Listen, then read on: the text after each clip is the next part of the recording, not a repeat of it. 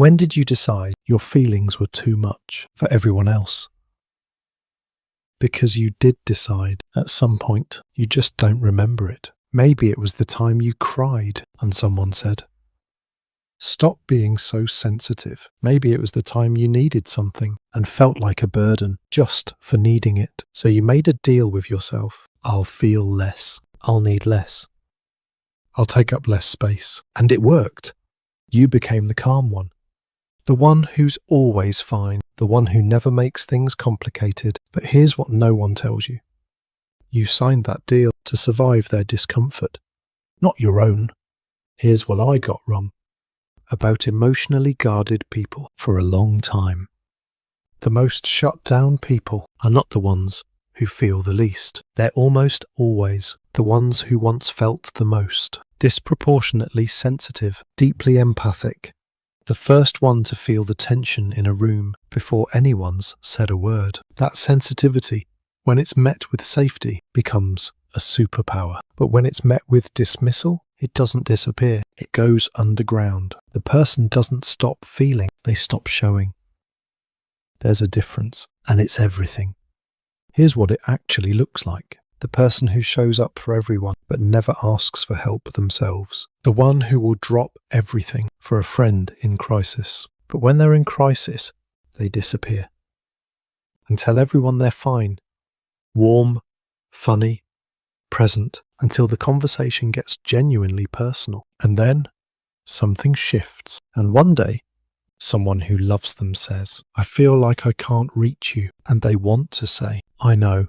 I can't reach me either. I've been trying for years." Here's the thing about relationships. Emotionally guarded people don't struggle because they're difficult. They struggle because of a cruel paradox. They desperately want closeness, and they're terrified of it in equal measure.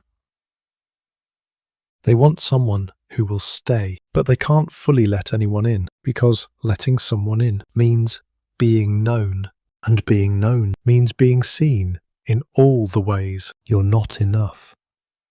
So they keep people at a careful distance, close enough to not be lonely, far enough to not get hurt. And from the outside, this looks like emotional unavailability. But from the inside, it's someone standing at the edge of something they really want, convinced that if they step forward, the ground will disappear. There's a concept in psychology called the window of tolerance. It's the zone where your nervous system can process emotions without shutting down or spiraling out. For people who grew up feeling safe, this window is wide. For people who didn't, it's barely a crack, and what looks like coldness is often just someone whose nervous system hit the override switch before they even had a choice. This is why. Just open up is the most useless advice ever given. You can't logic your way into vulnerability. The nervous system needs proof, evidence. I was vulnerable here, and nothing bad happened. That takes time. You can't rush it. So what does healing actually look like? It's not dramatic. It doesn't happen in one breakthrough moment. It happens when you notice yourself starting to shut down, and you catch it in real time.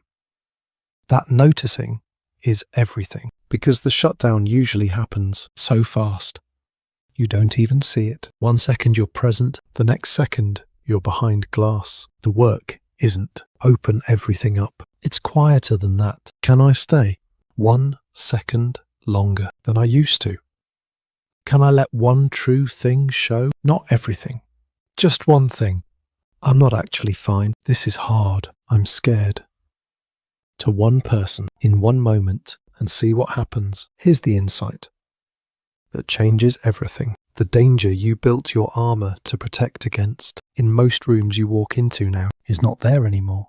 The person who dismissed your feelings was your parent, your sibling, someone from a long time ago. But your nervous system doesn't check the date. It runs the same calculation it learned when you were 7. Feeling danger, vulnerability loss. The armor kept you safe once. Now it's keeping you alone. I want to say this directly to whoever is watching this and recognizing themselves. You are not broken. You are not cold.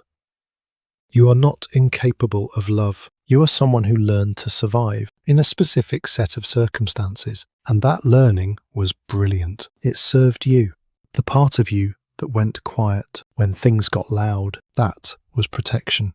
The part of you that stopped expecting too much, that was self-preservation. The part of you that learned to be fine, to be calm, to be the one who holds it together, that was remarkable. You figured out how to stay functional in conditions that weren't designed for you to thrive. That's not weakness. That's extraordinary. But here's the truth about survival strategies. They're only supposed to be temporary. A tourniquet saves your life in an emergency, but you're not supposed to wear it forever. Eventually, you have to take it off. And yes, it hurts when circulation returns. The vulnerability of feeling again after years of shutting down is uncomfortable in ways that are hard to describe. It's not linear. There will be moments where you open up and it goes wrong, and every part of your brain says, "I told you so," and you'll want to close back down. Maybe you will. For a while, that's part of it. But something else happens too. There are small, ordinary moments where you let something true show, and the other person meets you there, and you realize, I thought this would push them away. It pulled them closer, and something starts to shift. Not all at once, not permanently, but enough. Enough to make the armor feel less necessary. The most guarded people I've ever known had the most to give, the deepest capacity for love, the most genuine empathy, the most hard-won wisdom about pain and survival and what actually matters. They'd spent so long protecting all of that the protection itself became indistinguishable from the person. The armor became the identity. I'm just not emotional. I'm just independent. I'm just private. But underneath, a person who has been waiting for a very long time for proof that it's safe to come out. If that's you, if you've been called cold, distant, hard to love, hear this. You are not those things. You are someone who was never taught that feelings were safe. So you kept yours somewhere no one could reach them. That was survival. And you survived. But survival was never the destination. It was just supposed to get you here to this moment, where you're old enough, aware enough, and maybe just brave enough to ask. What would it feel like to finally put it down? You didn't become this way. You survived your way here, and the people who are worth it, the ones who will stay, they're not looking for someone who has it all together. They're looking for someone real, and you are so much more real than you've ever been allowed to show.